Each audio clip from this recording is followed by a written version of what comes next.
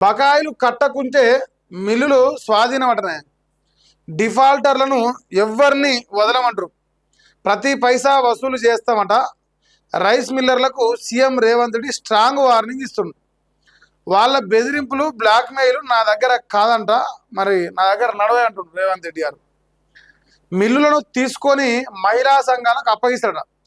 ఉపాధి నిధులతో మహిళా సంఘాలకు అత్యాధునిక సైలో బ్యాగ్ ప్రాజెక్టులట 5 నియోజకవర్గాల్లో పైలట్ ప్రాజెక్టు కింద నిర్మిస్తామని వెల్లడి.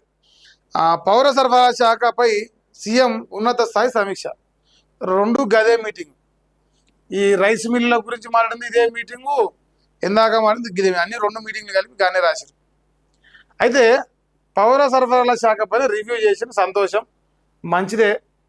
6,000 కోట్ల, 1 రూపాయి కాదు, 6,000 కోట్ల అక్రమ రవాణా జరిగింది. ఓట్లు తెలంగాణ రాష్ట్ర ప్రజల సంపద, జనం సొమ్మది. 6,000 కోట్లు అప్పనంగా దొబ్బితిన్న దొంగనా కొడుకుల పైన మీ చర్యలు నాకేం కనిపించలే. ఇంకోటి అంటాడు, ఇయో వాళ్ళ బెదిరింపులు, వాళ్ళ బ్లాక్ మెయిలింగ్కు నా దగ్గర నడువు అంటు. ఎవడాడు నిన్ను బ్లాక్మెయిల్ చేస్తాడు? ఇప్పుడు తెలంగాణ రాష్ట్రంలో బరివత్తలు దొరికిరు రైస్ మిల్లర్లు.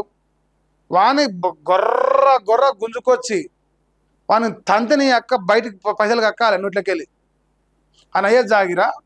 జనం సొమ్ము ఆడు మిల్లుల పట్టించి బియ్యం ఇయ్యక వాడు దొబ్బుక తింటే మీరు ఏం చేసిర్రు?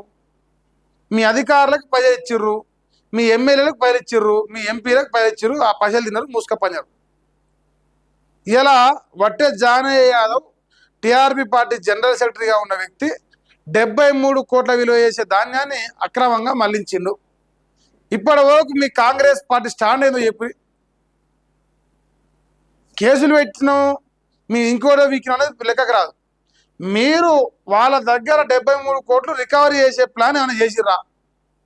పోనీ ఆ రైస్ మిల్ ఏమైనా గుంజుకొని దాని అమ్మకానికి దొబ్బి దాని మీద ఏమైనా పైలు సంపాదించిరా? మీరు పేపర్లలో స్టేట్మెంట్లు రాసి ఇంకా అయ్యేపోయింది, ఒడిసేపోయింది, రేపో మాపో జైలు పెడితే ఇది వద్దు. 6,000 కోట్లు జనం సొమ్ము ఎప్పుడు రికవరీ చేస్తున్నారు? అది కావాలి లెక్క ప్రజలకు. 6,000 కోట్లు అంటే సగం రైతు బంధు వేయచ్చు. ఇప్పుడు సగం రైతు బంధు వేయచ్చు, జనం సొమ్ము కదా. ఆలోచన లేదు వీళ్ళకు.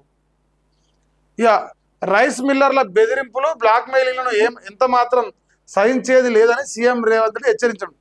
ప్రభుత్వం మిల్లింగ్ కోసం ఇచ్చిన ధాన్యాన్ని బయట అమ్ముకొని వేల కోట్లు బకాయి పెట్టిన అక్రమార్కులను ఎట్టి పరిస్థితుల్లో వదిలిపెట్టే ప్రసక్తి లేదని, డిఫాల్టర్ నుంచి ప్రతి పైసా వసూలు చేస్తా ఉన్నారు. ఎట్లా? దాని స్ట్రాటజీ ఏంది? ఎట్లా వసూలు చేస్తారు? పోనీ ఎప్పుడు వసూలు చేస్తారు? ఎంత సమయం తీసుకుంటారు వసూలు చేయడానికి? ఇది క్లారిటీ కావాలి ఫస్ట్ ప్రజలకు.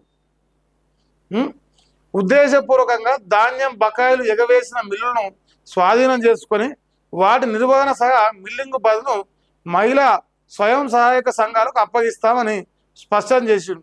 మంత్రి ఉత్తమ్ కుమార్తో కలిసి ఎంసీఆర్హెచ్ ఆర్డీలోని బోధి పెవిలియన్లో బుధవారం పౌర సరఫరా శాఖపై సీఎం రేవంత్ రెడ్డి ఉన్నత స్థాయి సమీక్ష నిర్వహించారు. రాష్ట్రంలో ధాన్యం సేకరణ, మిల్లింగు, నిల్వ ప్రక్రియపై చర్చించారు. మిల్లర్ల నుంచి బకాయిలన్నింటినీ రాబట్టడమే లక్ష్యంగా ప్రణాళికలు సిద్ధం చేయాలని అధికారులను ఆదేశించింది. అయితే ఇప్పుడు నేనేమంటే, ఉద్దేశపూర్వకంగా ఎవడైతే ధాన్యాన్ని అమ్ముకొని ప్రభుత్వానికి బకాయిలు కట్టలేదో వాని రైస్ మిల్లు గుంజుకొని అది మహిళా సంఘాలకు అప్పగిస్తా అంటున్నాడు.